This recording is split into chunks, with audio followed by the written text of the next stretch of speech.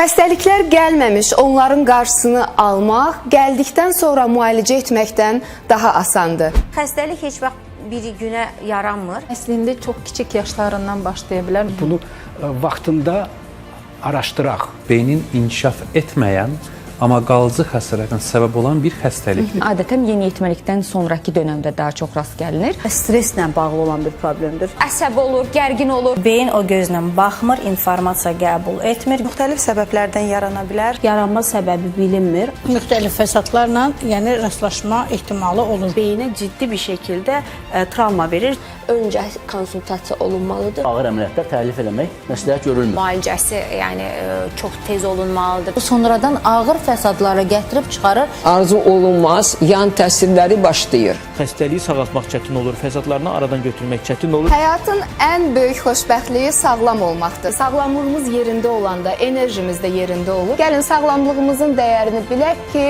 yaşlananda da sağlam yaşlanaq.